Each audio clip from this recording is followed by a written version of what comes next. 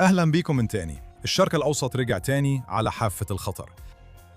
النهاردة هنتكلم عن إزاي إيران بتحرك الأمور من وراء الستار باستخدام حزب الله، مش بس علشان تهدد إسرائيل بطائرات بدون طيار بتشتغل بالألياف الضوئية، وده هنتكلم عنه، لكن كمان علشان تلهي الناس عن تعاملات إيران مع الولايات المتحدة. الموضوع مش عن لبنان بس، دي لعبة أكبر من كده، فيها تشتيت وتصعيد. خليكم معنا، وأنا هستضيف أمياد كوهين، مدير مركز الحرية الإسرائيلي، علشان نشرح كل التفاصيل.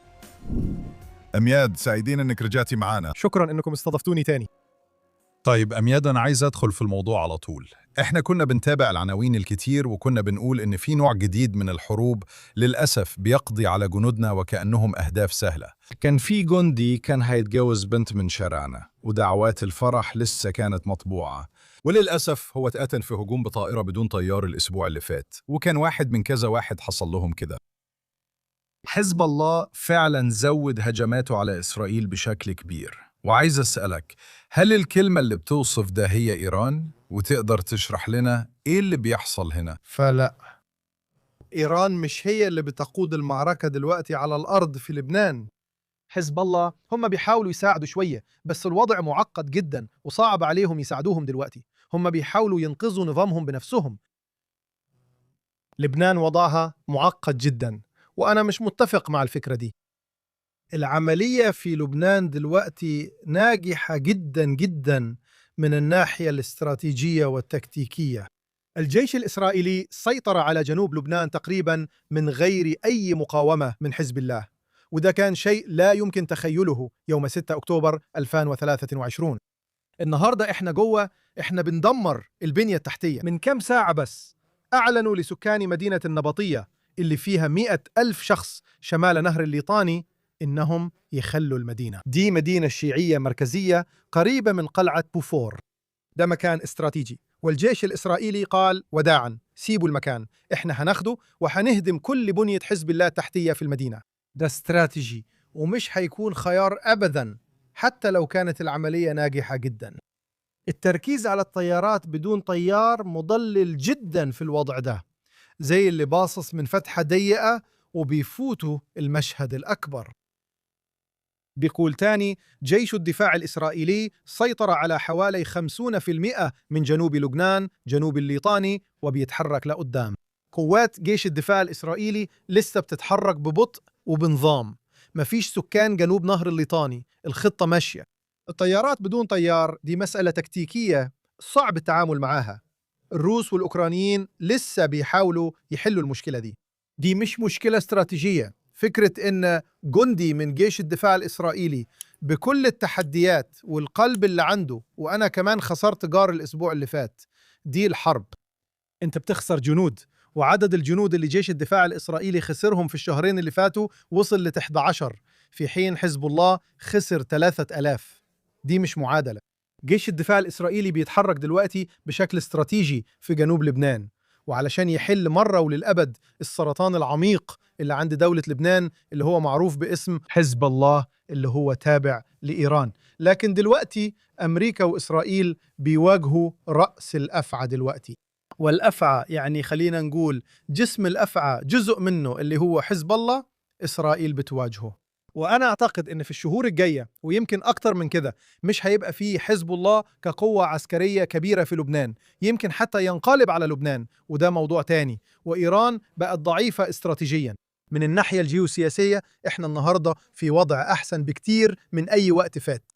فأنا فعلا مقدر جدا اللي بتقوله، وأنا متفق معاك، ده كان نجاح غير عادي. اللي أنا فعلا عايز أعمله وفعلا عايز أفهمه، لأن في عناوين كتير اتقالت إن ده نوع جديد قديم من الحروب. يعني دي طائرات مسيرة رباعية المراوح، النوع اللي حرفيا ابنك ممكن يشتريه من محل في أمريكا. درون رباعية من نوع DJI، في قنبلة واحدة عليها ومربوطة بكيبل ألياف ضوئية بيقدر يوصل ل9 كيلومتر. قبل ما ندخل في التفاصيل التقنية بتاعة الدرونز والحاجات التانية، حضرتك شايف إن في أمر جاي من إيران لحزب الله دلوقتي زودوا جهودكم ضد إسرائيل؟ إحنا محتاجين نشغل العالم بمنطقتكم عشان عيونهم ما تبقاش علينا. في بداية عملية أبيك فيوري شغات أرية، الإجابة هي نعم. إسرائيل ما كانتش عايزة حزب الله ينضم. أول ما انضموا إسرائيل بدأت تدمرهم بكل قوتها. الموضوع ما بقاش يفرق دلوقتي، حزب الله بيحارب علشان وجوده. الرسائل اللي جاية من إيران ملهاش أي لازمة، ما عندهمش بديل تاني، لأنه الجيش الإسرائيلي مش حيوقف دلوقتي. هنقضي على حزب الله للآخر.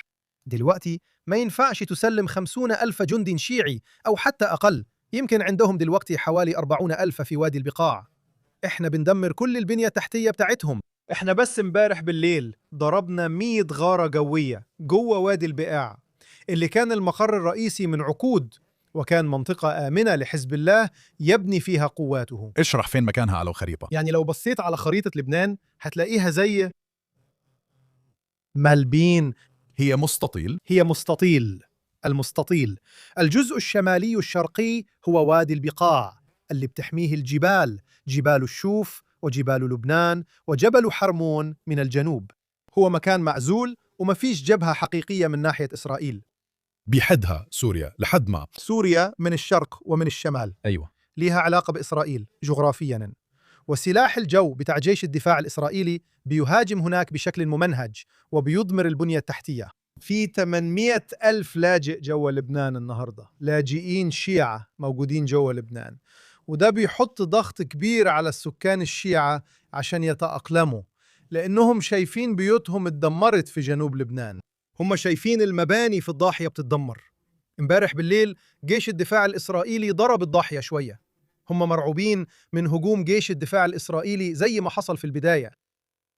إسرائيل لأول مرة من سنين طويلة ليها اليد العليا جوه لبنان. لو قررنا استراتيجيا نخلص اللعبة، نخلص الحرب وندمر لبنان، أقصد ندمر حزب الله مش لبنان، ونمكن الدولة اللبنانية. وعشان كده احنا بنتفاوض مع لبنان النهاردة عشان نعمل اتفاقيات سلام معهم. اللي دلوقتي لبنان نفسها ضد حزب الله. خسارة. يعني احنا بنقضي على حزب الله. السرطان هو حزب الله والجسم هو لبنان. لبنان احنا بنحاول نتفاوض معاهم عشان نعمل اتفاق سلام ونساعدهم يتخلصوا من السرطان اللي عندهم. في الوقت الحالي أنا مش شايف استراتيجياً إن في اتفاق سلام حقيقي بين إسرائيل ولبنان، لأن في النهاية لما نضرب حزب الله بقوة كفاية هيبدأ يحصل حرب أهلية جوه لبنان. ده دولة فاشلة ما فيهاش فلوس ولا أي حاجة، الناس بيهربوا من البلد على قد ما يقدروا. حزب الله لسه طلب كده، يعني أنا شفت إنهم أعلنوا من 3 أيام عن بداية الحرب الأهلية. قالوا إنهم بينادوا كل الشيعة عشان يسيطروا على البلد. إيه السبب؟ ليه هم بيدفعوا في الاتجاه ده دلوقتي؟ فالسؤال هنا عن البديل، وبديل الدمار. لو السنة والمارونيين سيطروا على البلد، الشيعة حيبقوا حاسين إن السنة والمارونيين حينتقموا منهم علشان دمروا البلد في السنين اللي فاتت. فهن في موقف معقد بس بسبب إسرائيل واستعدادنا نخوض الحرب في لبنان. دلوقتي في فرصة هنا نجيب السلام للبنان. أنا مش واثق. ليه؟ يعني باين إنه لو شلنا حزب الله من الصورة، على الأقل زي ما بيتقدم في المؤسسات الغربية العادية وحتى في إسرائيل، إن المشكلة في لبنان هي حزب الله. لو إسرائيل شالت حزب الله من الصورة، هل ده هيخلي لبنان بتحب إسرائيل وعايزة تتفاوض معها؟ يعني المشكلة مش في حزب الله. حزب الله هو القوة العسكرية للسكان الشيعة، و35% من لبنان شيعة وهم جهاديين مسلمين. يعني الموضوع ثقافي. عارف، سكان غزة المشكلة مش في حماس، المشكلة في سكان غزة. 80% منهم بيدعموا القتل واغتصاب الأطفال، يعني أطفال يهود طبعاً. فإحنا بنميل نشوف القوة العسكرية أو القوة السياسية كأنها العدو. دي فرضية غربية خاطئة. المشكلة في الثقافة، المشكلة في أديان معينة اللي بطبيعتها عايزة تدمر أعدائها. وإحنا كفار، إحنا زنادقة. زنادقة في نظر الإسلام كفر على فكرة. مرتبطة بكفار، هي كفار يعني هي كفر. والمعركة الداخلية بين السنة والشيعة هي صراع على السلطة بينهم. يعني في الآخر هتوصل لكده. عندهم تاريخ من الحروب الأهلية جوه لبنان. دلوقتي القصة الحقيقية في الخلفية هي بسبب الانتداب الفرنسي من سنة 1917. مش انتداب بالضبط، لكن زي سايكس بيكو. فبعد اتفاقية سايكس بيكو هم سيطروا، والدستور اللي فرضوه أو زي ما تقول فرضوه على لبنان كان مبني على الهيكل الديموغرافي القبلي من وقتها. بس ده مش مرتبط بالنهاردة. الشيعة تمثيلهم أقل بكتير من نسبتهم في السكان، ففي مشاكل كتير جوه لبنان. للأسف أنا مش شايف حل على المدى القريب. طيب ده يسدنا فين؟ يعني احنا بنحارب حزب الله، وانت بتأكد نقطة مهمة، ان حزب الله هو الامتداد الايديولوجي لكتير من الشيعة اللي عايشين في لبنان، فحتى لو حزب الله اختفى هتفضل فيه شريحة كبيرة من السكان الشيعة، وده غالبا هيؤدي لحرب أهلية بين السنة والمارونيين والشيعة. إيه اللي هيحصل لإسرائيل على المدى البعيد؟ يعني اديني صورة كده بعد 5 10 أو 15 سنة. فأول حاجة إسرائيل لازم يكون عندها حدود حقيقية تقدر تدافع بيها عن نفسها. أنا كنت بقول من أول الحرب وقبلها كمان مع طلابنا إن نهر الليطاني هو الحدود الشمالية لإسرائيل. ده حاجز من الدول التانية أو أي قوة عسكرية شمال إسرائيل. اشرح لي، وكمان المسافة اللي هو جواها دي. هي على بعد 20 كيلومتر شمال حدود إسرائيل دلوقتي. الجيش الإسرائيلي دلوقتي في الجزء الشرقي منها. هي خلينا نقول 1000 قدم ارتفاعها. في الأجزاء الشرقية منها زي وادي بيكون حاجز. ده حاجز جغرافي بيمنع القوات من الغزو. الحدود دلوقتي غير قابلة للدفاع عنها جغرافياً. دي حدود واضحة بين إسرائيل ولبنان. دلوقتي الصواريخ بعيدة المدى، أظن أن إسرائيل اتعلمت الدرس إننا ما ينفعش نسمح لأي قوة عسكرية يكون ليها تهديد عسكري على إسرائيل، خصوصاً مش بصواريخ بعيدة المدى اللي مش هتتبني إن شاء الله في السنتين الجايين. التهديد الحقيقي على فكرة، وده الناس متجاهلينه، هو سوريا وتركيا. فلما إيران بتنهار، وده بيحصل فعلاً من الناحية المالية، سيطرتهم في الشرق الأوسط بتضعف. ده بيفتح الباب لقوى بديلة إنها تظهر. تركيا دلوقتي بتطلع كقوة قوية ومعادية للسامية. دولة وبرضو الدين، جماعة الإخوان المسلمين اللي هي العدو رقم 1. ولو فكرت فيها شوية، حرب روسيا وأوكرانيا حتنتهي في الآخر بطريقة أو بأخرى. بس اللي حصل إنه روسيا وأوكرانيا عندهم صناعة عسكرية ضخمة، وهيحتاجوا يبيعوا منتجاتهم لناس تانية. وتخيل جيش سوري مبني على الصناعة العسكرية الروسية، واشترته تركيا، ومسيطر عليه من تركيا على الحدود الشمالية لإسرائيل. فحتلاقي حاجات غريبة جدا بتحصل على الحدود الشمالية لإسرائيل.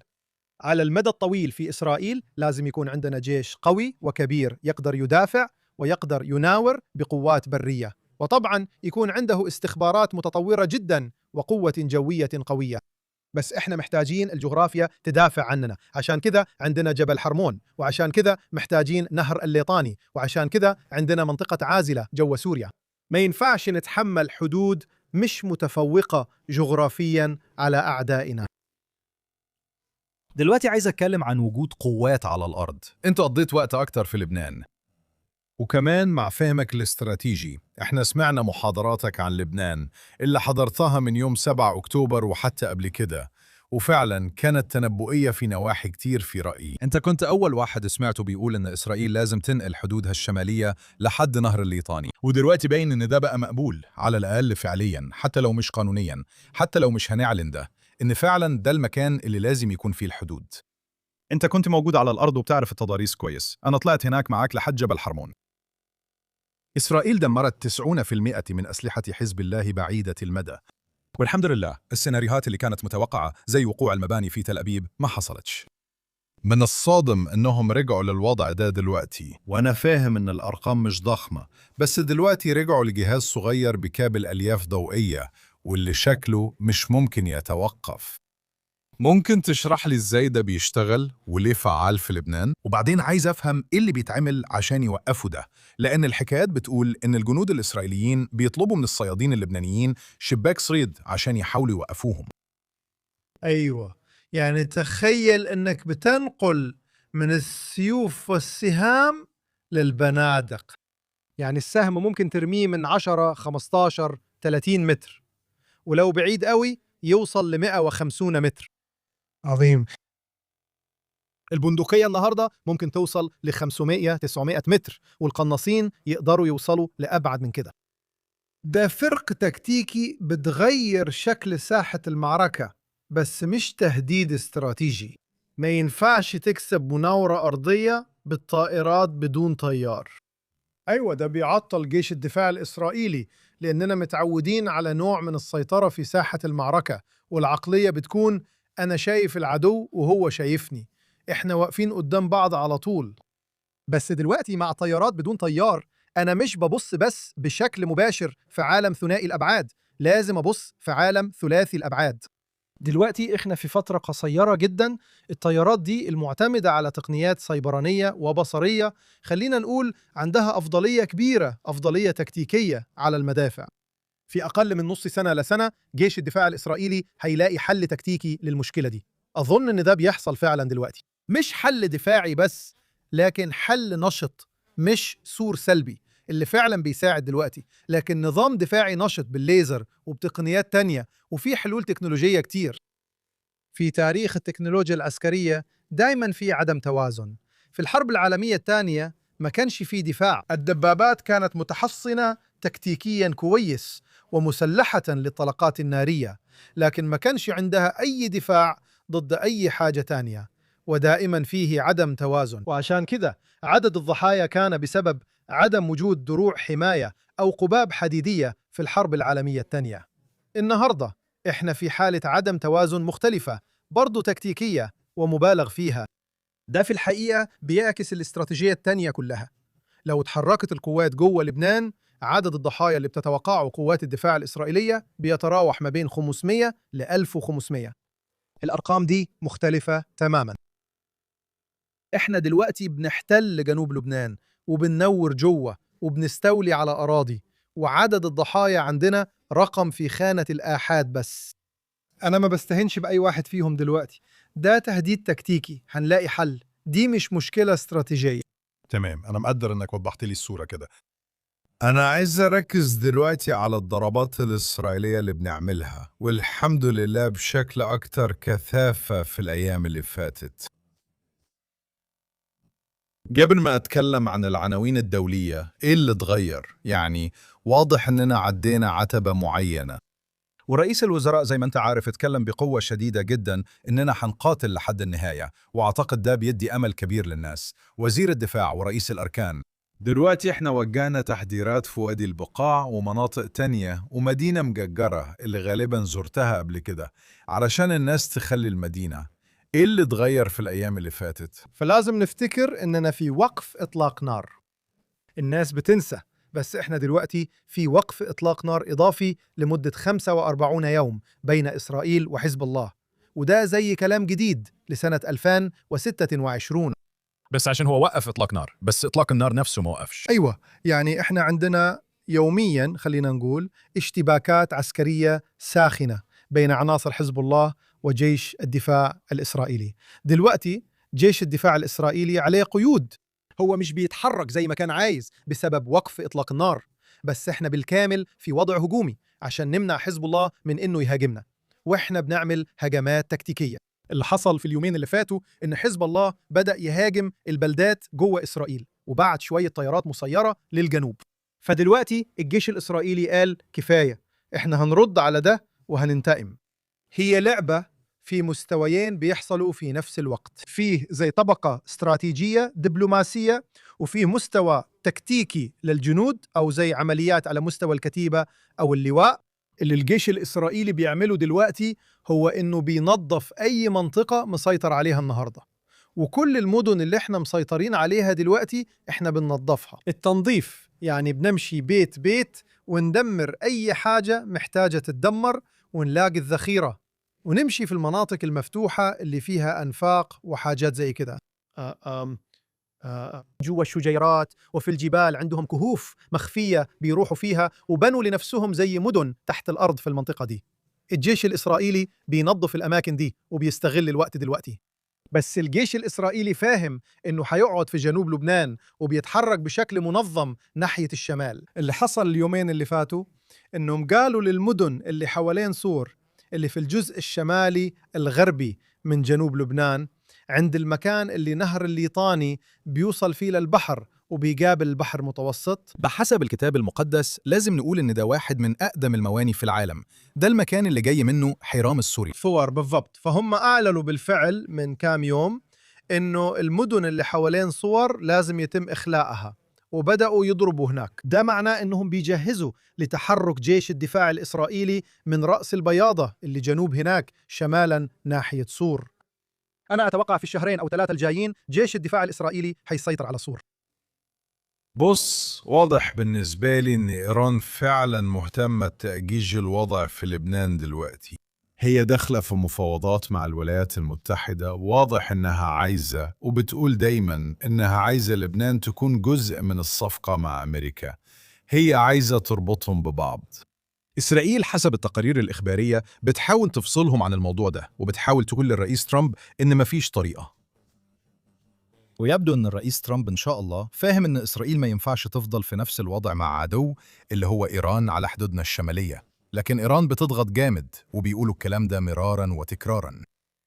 وشايف إنهم في الآخر بيأملوا إن أمريكا هتقول إن دي هتكون نقطة الانهيار في المفاوضات، وبعد كده يقدروا يلفوا الموضوع ويلوموا إسرائيل على إفشال المفاوضات. إيه رأيك في الموضوع ده؟ فأول حاجة خلينا نتكلم عن المفاوضات مع إيران. أنا سامع ناس كتير بتتكلم من تيد كروز لكل المعلقين على فوكس نيوز وCNN وإسرائيل وعبيد وفي كل مكان إن ترامب بيضيعها وبيتنازل في المفاوضات. أنا مش متفق مع الكلام ده.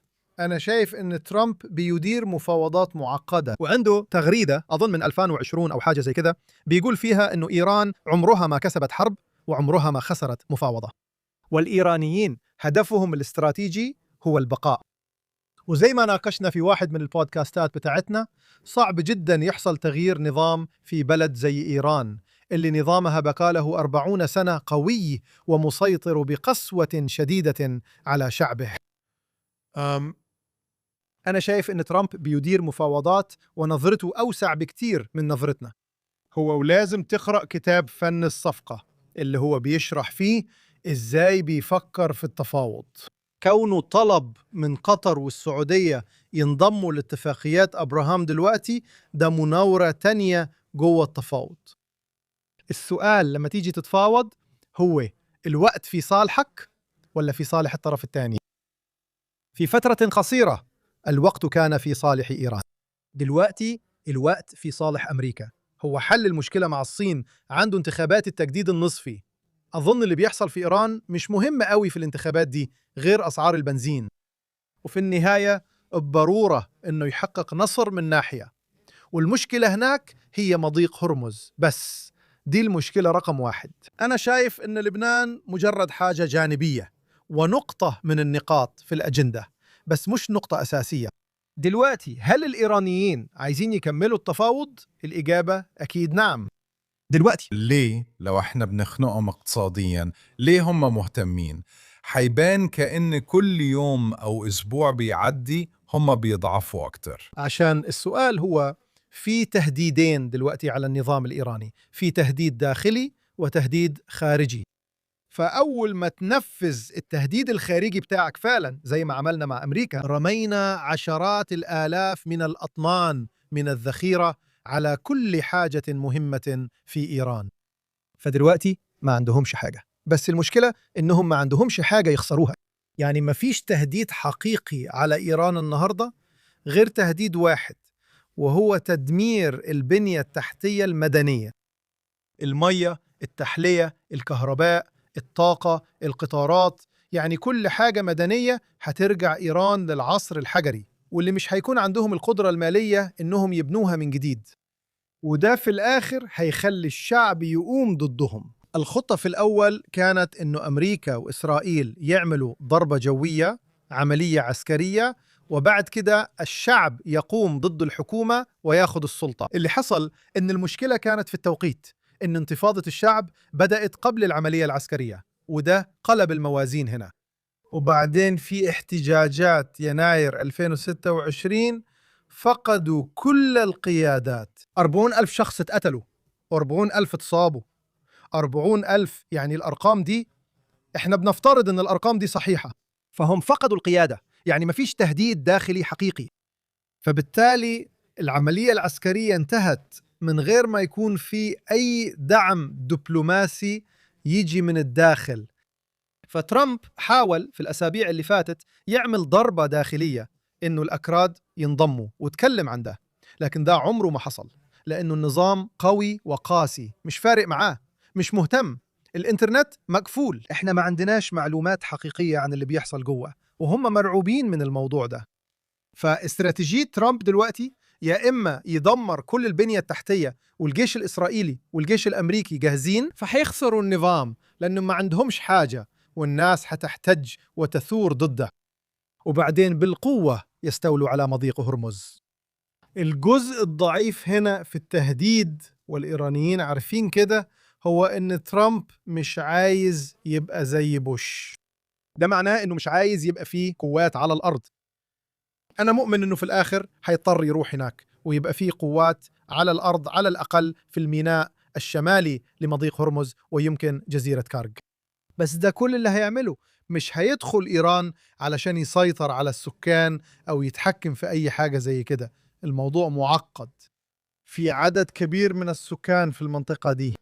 بس كان في هجوم حصل امبارح بالليل، وهم دافعوا عن نفسهم من وحدات بحرية إيرانية كانت بتهاجمهم. صح، من المهم نقول إن أمريكا ضربت مواقع صواريخ وقوارب إيرانية كانت بتزرع ألغام. يعني مش حالة جمود دلوقتي، هو توقف تكتيكي مؤقت علشان يحاولوا يستنفذوا كل الطرق الدبلوماسية. بس ترامب بيلعب لعبة تاني. لو قريت كتاب فن الصفقة هتلاقي إنك دايما بتلعب بين استخدام القوة وبين إنك تكون لطيف ودبلوماسي، وهو نقل ده للعالم العسكري. دايما عندك العملية العسكرية، الحرب العسكرية التقليدية، العملية العسكرية، وبعدين ترجع للدبلوماسية وتستخدم الطريقتين مع بعض. بس في لحظة معينة لازم ده يؤدي لقرار. إمتى شايف إن هيكون في نقطة التحول، وده هيكون شكله إزاي في الحرب دي؟ ممكن تدخل المسار الدبلوماسي وتهدد بالقوة العسكرية لفترة معينة، بس غير كده الموضوع بيتحول لحرب استنزاف. فإيه هي نقطة التحول؟ أنا أعتقد لو أنا فاهم ترامب بيفكر إزاي، هيحصل ده في أكتر وقت غير متوقع. في أكتر وقت غير متوقع. بطريقة. فأنا أعتقد أنه أثناء التفاوض هو هيكون عنده العملية دي، يحاول تاني، يحاول يفكر زي ما هو بيفكر، خلينا نقول بطريقة مفاجئة جدا أو بطريقة مش منظمة. زي مشهد العراب لما هو بيبقى العراب وبيتخلص من كل أعدائه. فده ممكن يبقى أنت 4 يوليو. فكر في فنزويلا، ممكن حاجة زي كده. وبرضه في مخاطرة في الموضوع ده، في مخاطرة. يمكن بعد أسبوع الكل كان متوقع ده يحصل بعد الاجتماع مع شي جين بينغ. بس افتكر ترامب مش مركز على إيران، ترامب بيبص على العالم كله. دلوقتي لازم تدي ترامب حقه. ترامب هاجم إيران، ده زي أمريكا وبريطانيا لما هاجموا هتلر سنة 1936. ما فيش دافع سياسي، محدش فاهم نتيجة عدم مهاجمة إيران، وإن يبقى عندهم نظام على طريقة هتلر في إيران ومعاه أسلحة نووية.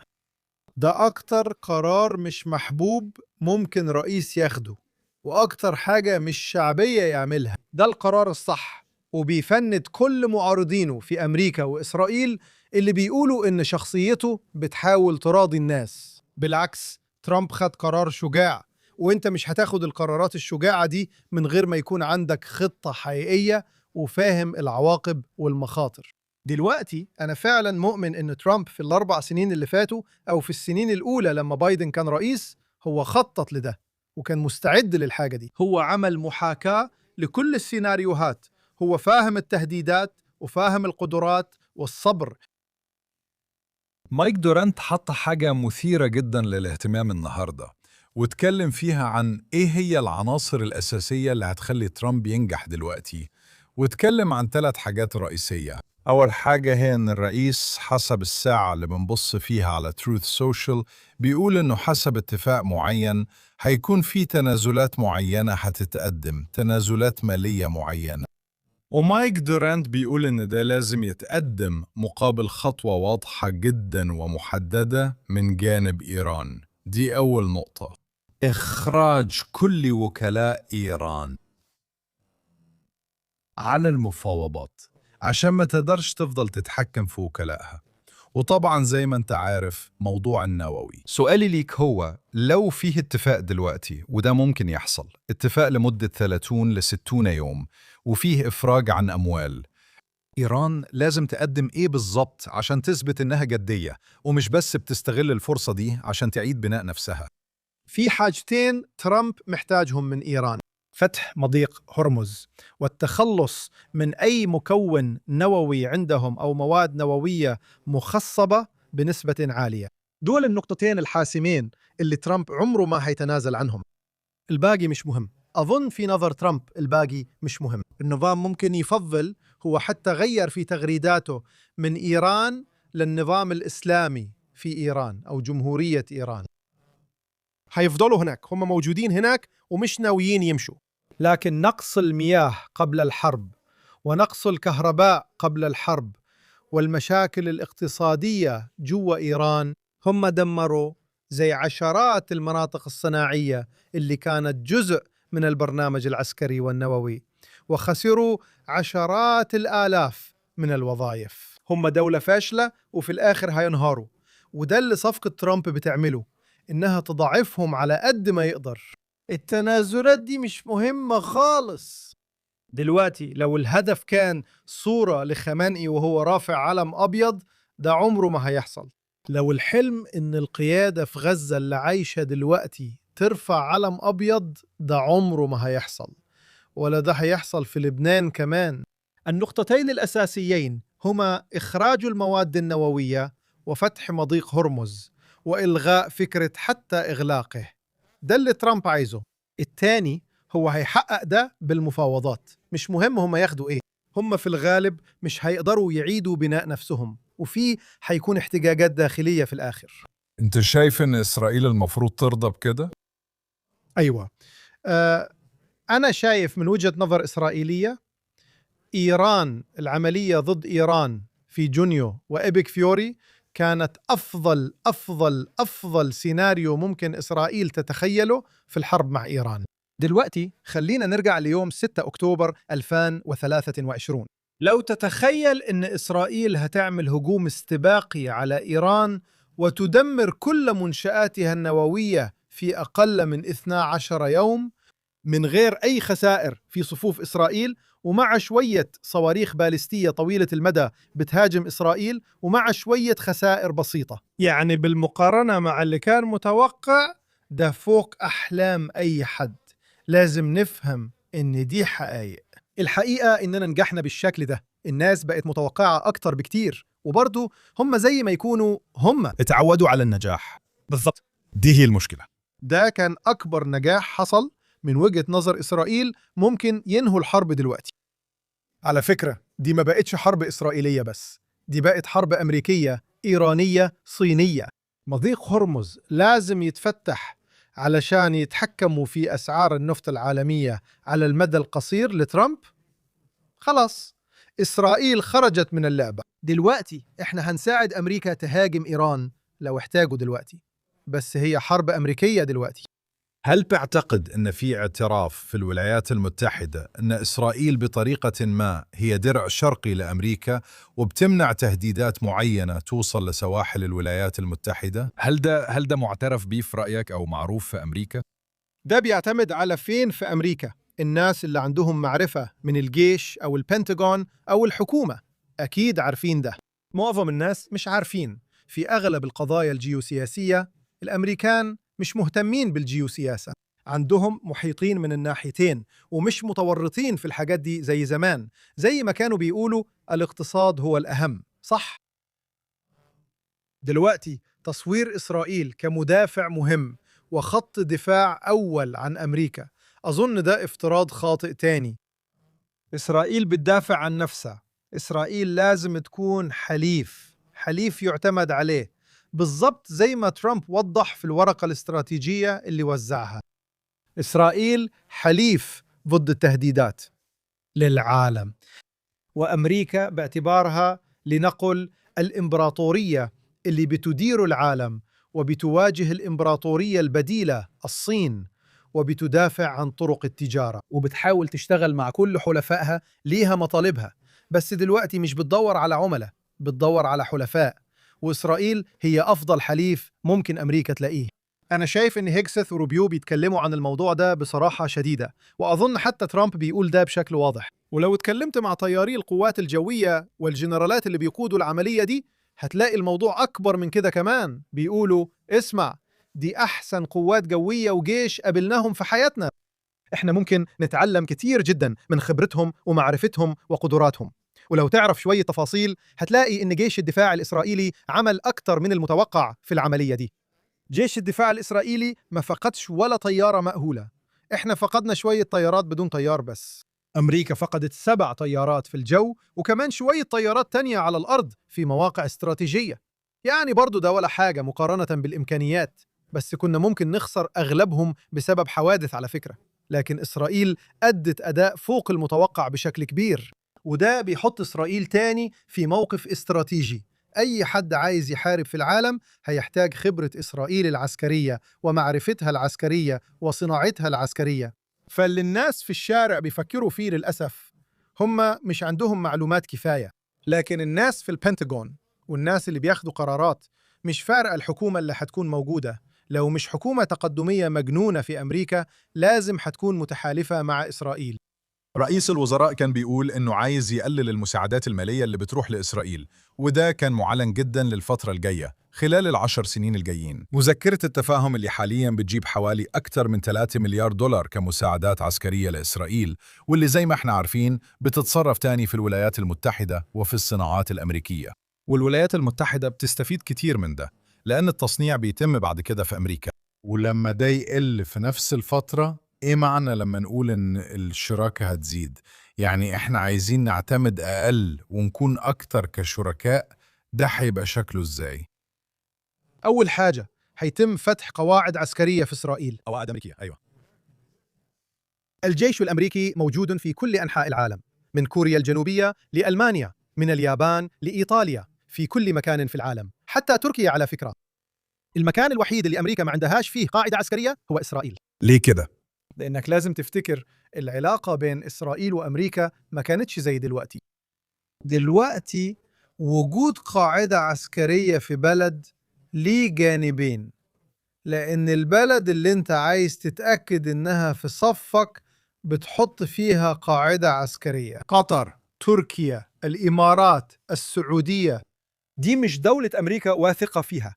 أمريكا واثقة في إسرائيل لدرجة إنها مش محتاجة تحط قاعدة عسكرية هناك، بتفضل تتفاوض مع دول تانية. بس فكرة إن أمريكا مش قادرة تثق في الجيش السعودي ولا أنظمة الدفاع الإماراتية ولا القطرية، يبقى لازم تفهم إنه الملاذ الآمن في الشرق الأوسط هو إسرائيل. هو إسرائيل. عشان كده بتفضل دلوقتي تنقل قواعدها العسكرية عشان يبقى عندها زي حاملة طائرات ضخمة جوه إسرائيل. هل ده فعلا بيحصل؟ مش عارف التفاصيل بس أعتقد كده.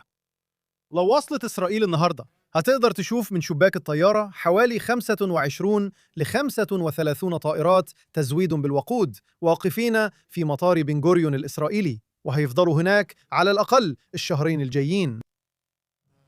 إسرائيل ملاذ آمن، ومن الناحية الدفاعية إحنا نقدر ندافع عن حلفائنا جوا إسرائيل، وده اللي الدول التانية في الشرق الأوسط مش قادرة تعمله. بس تعالوا نتكلم عن مذكرة التفاهم. الحاجة الوحيدة هي إننا بنوفر قواعد أمريكية هنا أيوة، كجزء من الشراكة. بس الموضوع أعمق من كده. إسرائيل أظهرت قدرات استخباراتية واستراتيجيات متطورة وقدرات سلاح جو بطريقة أمريكا ما كانتش تتخيلها. مع إنك لو فاهم في التكنولوجيا هتلاقي إن الF-35 الإسرائيلية موضوع مختلف تماماً عن الأمريكية. إحنا بنخترق الأنظمة، يعني اللي عملته إسرائيل تكنولوجياً واستخباراتياً أحسن بكتير من اللي أمريكا ممكن تعمله، رغم إنه أمريكا عندها مكونات أحسن.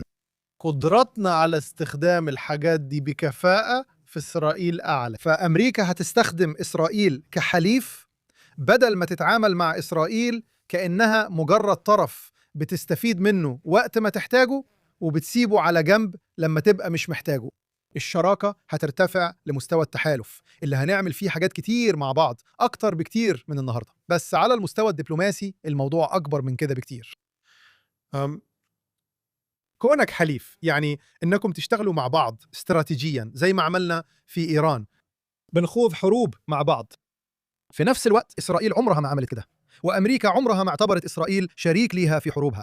في الحقيقة في سنة 1991 لما إسرائيل تهاجمت من العراق في عملية عاصفة الصحراء، قالوا لنا ما نشاركش في العملية علشان ما يحصلش انهيار للتحالف مع الدول العربية. في أفغانستان أخذوا حلفائهم من بريطانيا وأستراليا يحاربوا معهم، ما أخذوش إسرائيل. إسرائيل عمرها ما كانت جزء من ده. النهاردة التوقعات حتكون أكتر إننا نكون جزء من اللي بنعمله. أنا شايف إن في مجال الصناعة العسكرية الإسرائيلية هتكون ليها أهمية أكبر في ده. بس في جانب تاني للموضوع وهو عدم الاستقرار في السياسة الأمريكية. لو هقول كلام مسؤولين كبار في إسرائيل زي اشتروا كل اللي تقدروا عليه النهاردة من أمريكا عشان بعد ما ترامب يسيب منصبه مش عارفين هنقدر نشتري إيه. فالموضوع مش بس إنهم مش هياخدوا فلوس من أمريكا اللي أكيد هينتهي في الآخر. مش هنقدر نثق في أمريكا إنها تبيع لنا بضائع أو أسلحة أو ذخيرة في حالة حدوث حرب. تخيل إن إسرائيل دخلت حرب مع مصر بعد 10 أو 15 سنة، وده أنا متوقع إنه هيحصل. حرب مع مصر لأنه جماعة الإخوان المسلمين بتتصاعد في مصر، وفي مشاكل داخلية كتير هتشجعهم على كده، وهم بيبنوا جيش علشان يهاجموا إسرائيل، ورئيس في أمريكا على طريقة AOC. لو حصل كده هيقفلوا طيارات F-35 عن بعد علشان ما نقدرش نستخدمها، ونمنع الكلام الفاضي والتفاهات التقدمية اللي بيتهموا إسرائيل بيها. يقدروا يعملوا كده. مش مع الطيارات الإسرائيلية، تمام؟ أيوة، تمام. دي معلومة معروفة للكل، أنا مش بقول حاجة جديدة، بس لو دورت في المواضيع دي، أيوة ده جزء من مشكلة F-35. يعني إسرائيل هتبدأ تبني منصاتها الجوية الخاصة وشركات ذخيرة ومصانع خاصة بيها. يعني إحنا هنحتاج نعمل كده. إحنا محتاجين نلاقي حلفاء بديلين. أنا شايف إن العلاقة بين إسرائيل والهند، وإن ناريندرا مودي رئيس وزراء الهند كان هنا يوم الهجوم، وأنا أعتقد إنه تم إبلاغه عن الهجوم ده، يعني كان عارف عنه، وبرغم كده قرر يجي. وده نابع من، خلينا نقول، قبول الصف اللي الهند اختارت تبقى فيه تاريخيا. وأنا أعتقد إنه في 10 أو 15 سنة الجايين الهند هتكون شريك استراتيجي لإسرائيل أكتر بكتير من دلوقتي. أنا فعلا لسه مخلص مكالمة زوم دلوقتي مع جامعة في الهند، بنحاول نبني، إحنا بنسميها علاقة بين الناس في الهند وإسرائيل، لأن عندنا علاقة كويسة بين الحكومتين. لشخص لشخص. من شخص لشخص، أيوة. إحنا عندنا علاقة كويسة بين الحكومات، عندنا علاقة أعمال متوسطة بين الشركات، بس ما فيش تواصل حقيقي بين الناس في البلدين، وده اللي لازم نبنيه على قد ما نقدر. وده جزء من سؤال إحنا بنسأله في تشايرو النهاردة. عندنا زملاء الأمن القومي بتوعنا واللي أنا خريج منهم. صح. الحمد لله بفضلك. فإحنا السؤال اللي بنسأله، وإحنا فخورين إنك واحد منهم، بس السؤال اللي بنسأله هو مين هيكون حلفاء إسرائيل بعد 15 سنة من دلوقتي؟ مين اللي تقدر تعتمد عليه كحليف حقيقي لإسرائيل؟ وخلينا نقول الغرب الجديد، لأن أوروبا انتهت.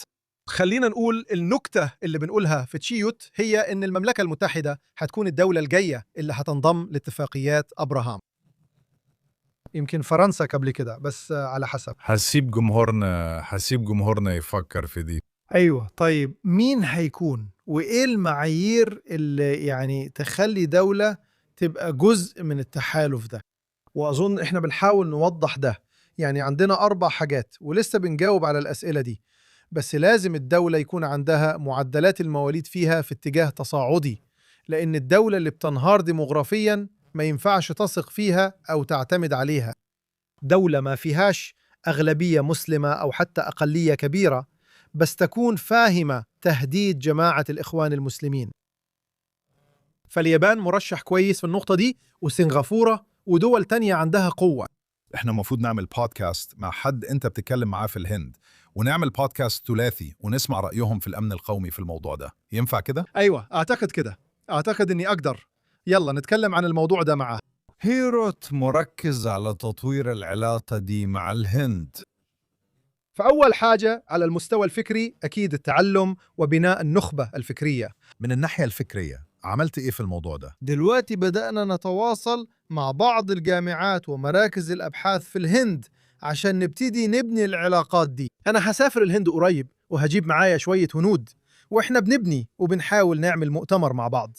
إحنا بنحاول نبص لقدام، إزاي نبني علاقة أعمق في المستقبل، مش مع الحكومة الحالية لكن مع الحكومات الجاية بين البلدين، وده مش مع الهند بس. تاني، لو بصيت على المعايير، يعني لازم نفهم تهديد الإسلام، ولازم نفهم أهمية الاستقرار الديموغرافي على الأقل. ولما نستثمر في ده لازم نفهم أهمية الدين في بلدك. الدول العلمانية اللي تخلت عن ربنا زي أوروبا فعلا فقدت المبرر الأخلاقي لوجود دولة قومية، وبقى عندهم نوع من ثقافتهم الخاصة. فلازم يكون عندك دولة متجذرة بقوة في هويتها الأخلاقية، وده هو الركن الرابع، إنه الدولة يكون عندها القدرة والمبرر الأخلاقي للدفاع عن نفسها. وده هو المشكلة الحقيقية في العالم النهاردة. في شوية دول بس عندهم القدرة والوضوح الأخلاقي إنهم يحاربوا علشان وجودهم، بعيد عن الدول الجهادية المجنونة، المسلمين اللي عايزين يحتلوا ويدمروا باقي العالم. في شوية دول بس اللي تقدر تعمل كده. فخلينا نشوف إيه اللي هيحصل في البرازيل بعد الانتخابات، لأن ممكن البرازيل تكون واحدة منهم. وكمان نشوف خافير ميلي هيعمل إيه في الأرجنتين. في شوية دول في شرق أوروبا، لكن في الآخر السؤال هو عن العالم الغربي اللي بيأيد الحرية، وده كمان معيار تاني من المعايير للدول اللي ممكن تكون جزء من المجموعة دي، وهي الدول اللي بتدعم الحرية. سنغافورة محتاجين نشوف وضعها، والعالم رايح في الاتجاه ده، وده فعلا سؤال كويس جدا. آخر سؤال، احنا بنتكلم عن وجود وضوح أخلاقي اللي يخليك تدخل حرب وتدافع عن نفسك، وكمان القدرة. انت نفسك المفروض ترجع للخدمة الاحتياطية وترجع للحرب دي. هتكون مش عارف كم مرة خدمت لحد دلوقتي. بطلت أعد، بس أنا عملت 400 يوم خلاص. تمام، ده كتير جدا، يعني فعلا كتير. وانت كمان بتدير واحد من أهم مراكز الأبحاث والمراكز الأكاديمية في إسرائيل. انت رايح على الشمال، المفروض شايف ايه اللي هيحصل امتى ده، وشايف الواقع هيبقى عامل ازاي. ففي نهاية السنة تقريبا المفروض أرجع للشمال، أتطلب مني أرجع هناك. تفتكر هتكون فين لما يطلبوك تروح الشمال؟ مش عارف بالضبط هنتحرك فين عمليا، بس لو حاولت أوضح اتجاه الحرب فخلينا نفترض إن في احتمال إن وحدتي أو وحدة من الجيش الإسرائيلي هتكون في خط المواجهة. يعني أنا شايف الجيش الإسرائيلي بيتحرك رايح شمال أكتر وأكتر، وبيسيطر على الحدود الشمالية، نهر الليطاني كحدود شمالية لإسرائيل. أعتقد إن الجيش الإسرائيلي هيوصل هناك في الآخر. مش شايف الحرب هتوقف، مش شايف الجيش الإسرائيلي هيتنازل ويرجع للحدود الأصلية، مش شايف حزب الله هيتنازل. الجمود لازم يكون فين؟ في إسرائيل، أو وقف إطلاق النار. وقف إطلاق النار الحقيقي، مش وقف إطلاق النار اللي في الكلام الجديد، هيكون لما إسرائيل تفضل واقفة. نهر الليطاني، ويمكن حتى الجزء الشمالي منه، يعني شمال نهر الليطاني في بعض الأماكن، يدمروا ويرجعوا، لكن يكون في حدود واضحة فعلا بين إسرائيل ولبنان لحد ما حزب الله يقرر يستسلم. يعني أميد، كل مرة بتكلم معاك باخد تشبيهك بتاع الشفاطة الضيقة اللي احنا بنبص من خلالها. أنا فعلا بحس كل مرة بنتكلم معاك، لأني أنا نفسي ساعات بتشد للموضوع إن الشفاطة دي بتتفك وبنرجع خطوة لورا، وبنبص على الصورة كاملة للأحداث المدهشة فعلا اللي حصلت في الشرق الأوسط، والمكانة المميزة لإسرائيل، وكمان التحديات اللي قدامنا. شكرا على رؤيتك ومساهمتك، وأنا متطلع أنك تكون معنا تاني، ويمكن كمان مع نظير هندي لو قدرنا نرتب ده. هنعمل اللي نقدر عليه. شكرا أنكم استضفتوني تاني. وانت كمان شكرا.